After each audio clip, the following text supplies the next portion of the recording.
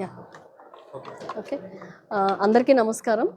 ఇక్కడ area hospital Narasaraopet ఇవాళ విజిట్‌కి రావడం జరిగింది. ఇక్కడ హాస్పిటల్ 200 బెడెడ్ హాస్పిటల్ ఇది.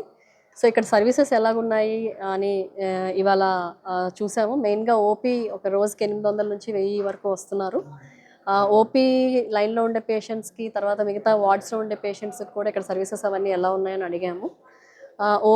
తర్వాత ఏబీడీఎం మెయిన్‌గా మనకి ఇప్పుడు మీ అందరికీ తెలుసు. ఏబీడీఎం దీంట్లో ఈ హాస్పిటల్ అనే ఒక ఇది వచ్చింది. ఒక మెకానిజం. దాంట్లో మెయిన్‌గా ఏంటంటే ఒక పేషెంట్ ఒక ఐడీ ఇస్తారు. పేషెంట్‌కి ఐడీ ఇచ్చిన తర్వాత అతని హెల్త్ రికార్డ్ అంతా కూడా మనకి మన ఎలక్ట్రానిక్ ఫామ్‌లో స్టోర్ అయ్యి ఉంటది. సో, రేపొద్దున్న ఎక్కడైనా అతను వెళ్ళినా కూడా ఈ పేషెంట్ తాలూకా డీటెయిల్స్ ఏంటి అన్నీ కూడా చూపిస్తారు.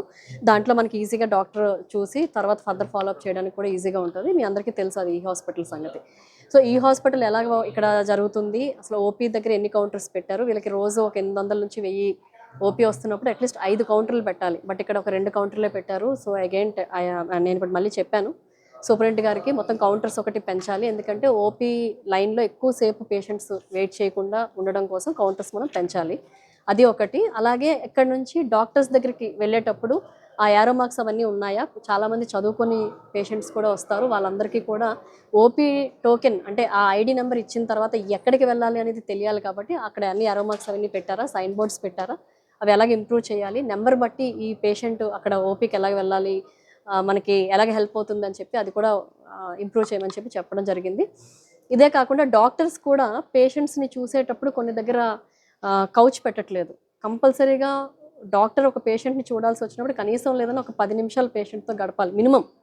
సో, అది ఇన్స్పెక్షన్, పాల్పేషన్, పర్కషన్ ఇవన్నీ ప్రాసెస్ అన్నీ ఉంటాయి కాబట్టి కౌచ్ కంపల్సరీ పెట్టాలి. ముఖ్యంగా general medicine, general surgery, gynaec ఈ ఓపీస్‌లో అయితే.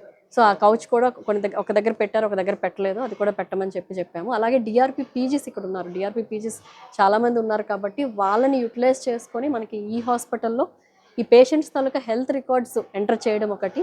హెల్త్ రికార్డ్ ఎంటర్ చేసేటప్పుడు వీళ్ళకొచ్చే ప్రాబ్లమ్స్ ఏంటి, దాన్ని ఇంకా ఇంప్రూవ్ చేయడానికి ఏం చేయాలి అని చెప్పి డిస్కస్ చేయడం జరిగింది.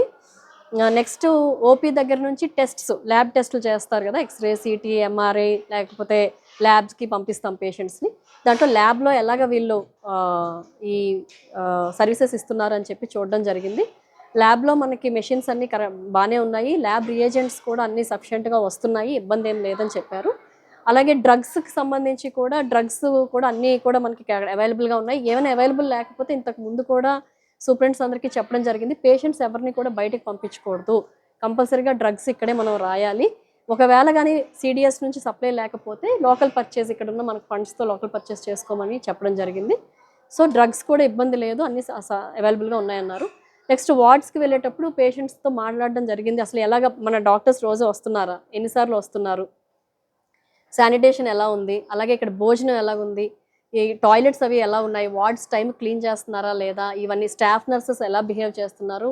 డాక్టర్స్ బిహేవియర్ ఎలాగుంది? ఎందుకంటే ముఖ్యంగా ఇప్పుడు మనం చూస్తుంది డాక్టర్ అవైలబిలిటీ మెయిన్‌గా ఉండాలి. డాక్టర్స్ బిహేవియర్ బావుండాలి. అండ్ స్టాఫ్ నర్స్ బిహేవియర్ బావుండాలి పేషెంట్‌తో ఫస్ట్. సో, ఇవన్నీ కూడా అడగడం జరిగిందండి. సంతోషకరమైన ఇదేంటంటే అందరూ కూడా బానే చేస్తున్నారు. డాక్టర్స్ చూసుకుంటున్నారని కూడా చెప్పారు. కాకపోతే కేస్ షీట్ రాసేటప్పుడు కొంత నెగ్లిజెన్స్ అయితే ఉంది. కేస్ షీట్ రాసేటప్పుడు కొన్నిసార్లు సరిగ్గా రాయట్లేదు.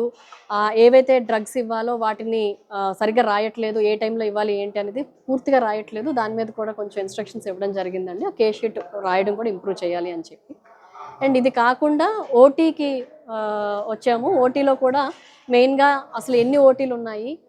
పర్ మంత్ ఎన్ని సర్జరీస్ చేస్తున్నారు? ఎంతమంది డాక్టర్స్ ఉన్నాయి? ఏమేమి ఎక్విప్‌మెంట్ ఉన్నాయి? ఏమేమి లేవు? అని చెప్పి అది కూడా వెరిఫై చేయడం జరిగింది. మనకి ఆప్థల్ కేసెస్ బానే సర్జరీస్ జరుగుతున్నాయి. అండ్ ఆర్థో కూడా పర్లేదు బానే జరుగుతున్నాయి. జనరల్ సర్జరీ కొంచెం తక్కువుంది. అది ఇంప్రూవ్ చేసుకోవాల్సిన అవసరం ఉంది. అండ్ పీడియాట్రిక్స్, ఈఎన్టీ అయితే మాత్రం చాలా తక్కువ కేసెస్ ప్రియాథ్స్ ముఖ్యంగా మనం ఎన్టీఆర్ వైద్య సేవలో ప్రియాథ్స్ క్లెయిమ్స్ పెట్టుకునేటప్పుడు ఆ నెంబర్ చాలా తక్కువుందండి. ఇది చాలా ఇంప్రూవ్ చేయాలి. ఇప్పుడు నెక్స్ట్ ఒక వీసీ సీఈఓ గారిని అడిగి ఎన్టీఆర్ వైద్య సేవ స్టాఫ్‌తో కూడా ఒక వీసీ జాయింట్‌గా పెట్టుకుంటే బావుంటుంది. మనకి ఎన్టీఆర్ వైద్య సేవలో కూడా ఎక్కువ క్లెయిమ్స్ మనం నమోదు చేసుకోగలిగితే ఎక్కువ ఫండ్స్ మనకి గవర్నమెంట్ హాస్పిటల్‌కి వస్తాయి. సో దట్ మనం ఏమైనా కావాల్సినవి దాంట్లో ఇంప్రూవ్ చేసుకోవచ్చు అని చెప్పి ఆ ప్లాన్ కూడా చేసుకోవడం జరిగింది.